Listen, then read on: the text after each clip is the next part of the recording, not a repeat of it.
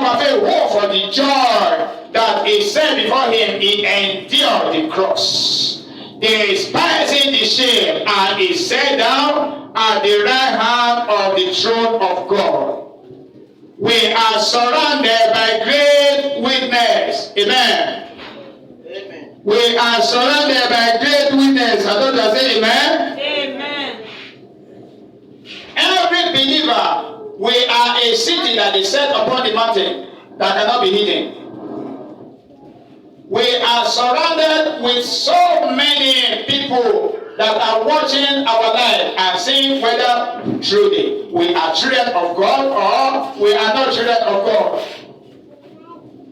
Therefore, this Hebrews chapter 12 and this verse 12 tell us that we are surrounded with great cloud of witness. Therefore, let us lay aside every sin and every weight that doth easily beset us.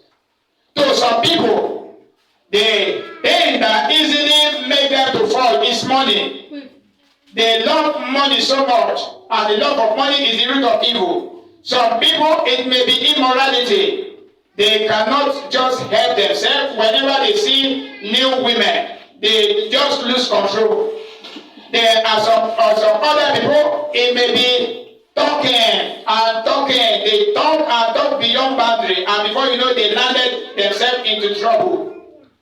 There are some that it is anger and fighting. So it is anger and fighting. So many of them like that. So once we know we are surrounded with great cloud of witness, let us lay aside every sin and weight that don't easily beset us.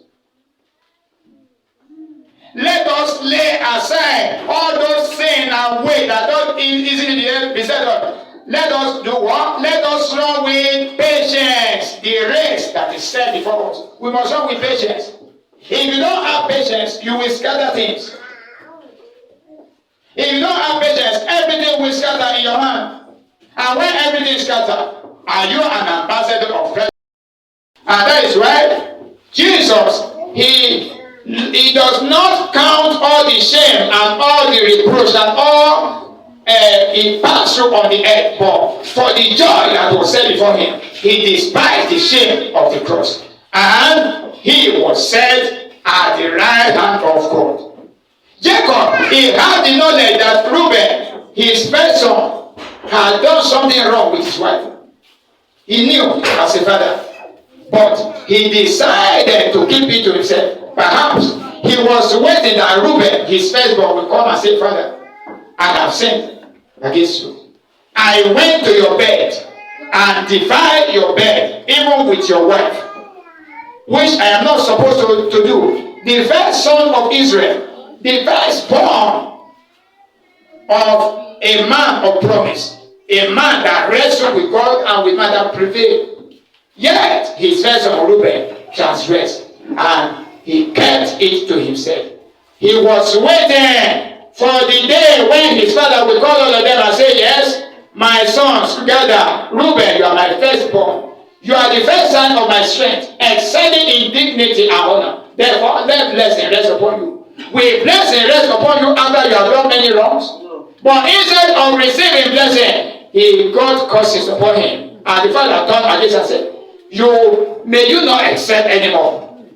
You are excellency of dignity and honor, but may you be under your brother, may your brother rule over you, because you went to defile your father's bed, and you thought that it is covered. We are covered with great cloud of witness. We are surrounded by great witness. Therefore, let us be careful. God will not punish false prophets. Even in this dispensation, we have so many of them. So many pastors that will extort your money and so that they can be able to buy new car. And even they mention some false prophets. When they preach to you, the new car you just bought, you don't know the time you just come to church and say, I have sold it as a seed to the pastor. There are so many false prophets that what they want to get, their belly is their gods. They want to get everything in this world. but God will not punish them now. It's just like that story of Reuben. It is in the end. Jesus said, let both grow together, both the wheat and both the good seed, the akama. Let them grow together. On the last day, we shall separate between the good and the bad. Therefore, we must be very careful to know that we are sojourners in this world. Whatsoever we are doing now, we are doing it as a temporary assignment, knowing that our stay here is a probation. When you are under probation, a probation period in the place of work, like about 3 months, they will watch you. They will check you whether you will be able to fit for the job that is given you. Therefore, sinners may get away with their sins on earth, but they cannot get away from their sin before the throne of judgment. At the place of judgment, you will get it. A lot of believers these days get discouraged about this matter. God, I serve you. God, I am the first one that always get to the church. I am the right hand of pastor. I always want this ministry to grow and to expand. All I do, I have spent both energy, both everything to make sure that this church grows. Oh Lord, look at people that are not serving God. They are having testimony to share. See people that are not serving God. See them changing levels. Me that are serving God, are you not supposed to take care of me and make me to be very rich in silver and gold? It is not so. It is in the end that we judge, that the matter will arise. God will not touch the wicked. The wicked, they may begin, they may continue to change cars, they may continue to enjoy everything in this life, but they know their end is destruction. You are not home yet. It is when you get to your home, which is heaven, that everything you are working for here, you will get it. You are a sojourner here. You are a stranger here. You are on a probation here. They are testing you. They are testing you to see if you can be able to run with patience the race that is set before you. We want to see whether patience will be there, or you say, no, I need justice. I cannot take shit. I want justice to be done. I must revenge. I must do all this and that. But let me tell you, you are on a probation period here. Everyone that must make heaven, will they have this kind of carnality in their life like the kind of your life? Everyone that must make heaven, will carnality, if they ask you, will it be found in there? No. For our God is a God of knowledge. Our God is a God of knowledge. Therefore, we should not speak anymore exceedingly proudly. Don't be proud in your talking anymore. Our God we serve is a God of knowledge. Actions are weighed by Him. Actions are weighed by Him. There are many things you can explain to me as man, and I will not be able to judge you, or I will just say you are right. But there are many things you did that only God knows. And you did not explain to me. Me, I wouldn't know. But maybe I am the judge of the earth. I will judge you that you are right because you are the best. You did well. But actions are weighed by God. It is God that will weigh action. That know everything you hide, that you refuse to confess. At the place of judgment, there can be nothing that can be hidden from Him. Let us know we are surrounded by great witness here, and we are children of God. So we must be able to ask ourselves, this thing I set my hand upon, if it were Jesus, will Jesus do so? If Jesus were to be here, will Jesus handle this matter this way? Many believers, when you tell them this matter, you tell them this particular sentence, they get more angry. They get more angry because they are proposing in their mind, I want to have my way. I must have my way. I don't care. I don't care. The thing I want to do is what I will do. On the heart of a man, there are many plans. But the counsel of God is the one that shall stand. Who told you because you have money now? and you are boasting, I have 10 million naira. After all, with my 10 million naira, I can be able to help myself to any level. I don't need this person. I don't need this person. You rubbish everyone maybe that have helped you in the past. Because there's money in your hand. Who told you the money in your hand will last? Who told you the money in your hand will last? Who told you that all those things that you trusted in cannot just be taken away just like a dream, and you will not see them anymore, and you will now come to your senses and realize that, oh, you are an empty vessel making the loudest noise. You are an empty vessel making the loudest of people. You trust in yourself, thinking that you are sufficient in yourself. But I want to tell you that your sufficiency is in God. Don't trust anymore in your cutlass. Don't trust in your javelin. Don't trust in your bow and arrow. Our God, He saveth not by sword. Our God, He saveth not by the mightiness or your collection. He is almighty. He is almighty. So you cannot walk with God and also run with the devil. No. You must choose the person whom you have as master. If God is enough for you, then follow Him. Jesus said to that young man, after Jesus told the young man,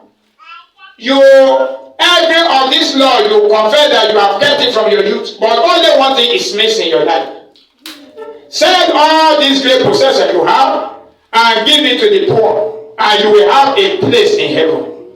And when the young man looked down, he was so sorrowful. He was so sorrowful because the man has great possession. And Jesus turned to his disciples, it is more easier for a camel to pass through the eyes of a needle than for a rich man to enter the kingdom of heaven. Because this man, he loved God so much, he do everything for God, but he has great possession of money. He does not want to part with the money. He wants the whole naira. Yeah?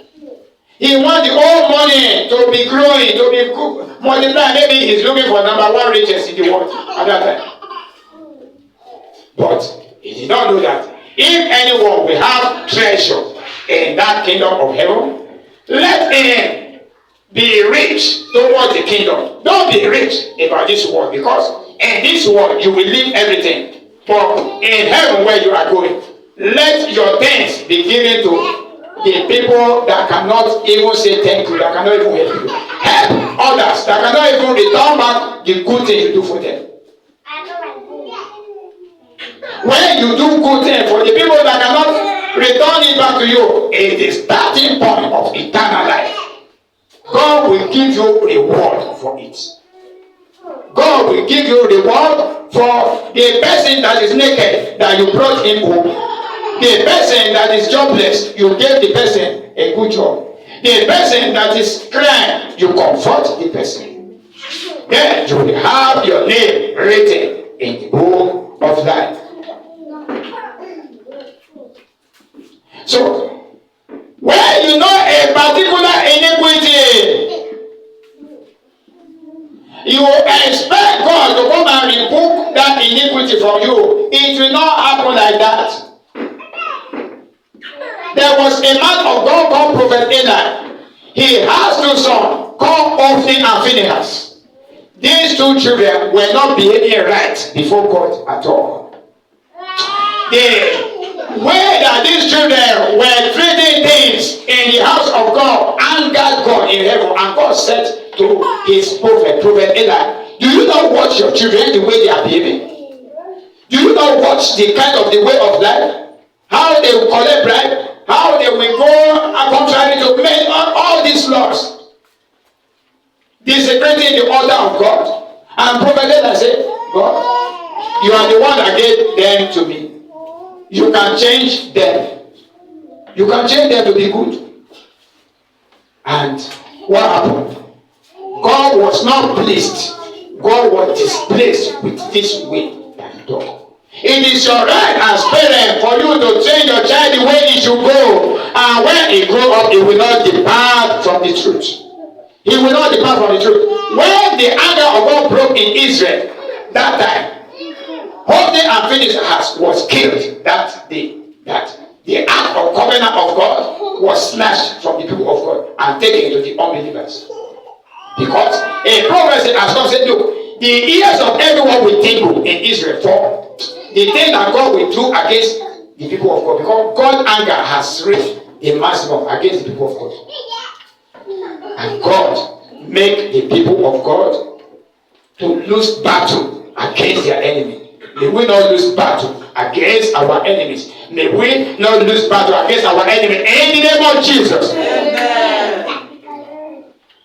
So, we are surrounded by great witness. Let us not expect that God will come and take our sinful nature away from us. We must work on it and correct ourselves and purify our heart. Because our God is a God of knowledge. Actions are weighed by Him. Actions are weighed by Him.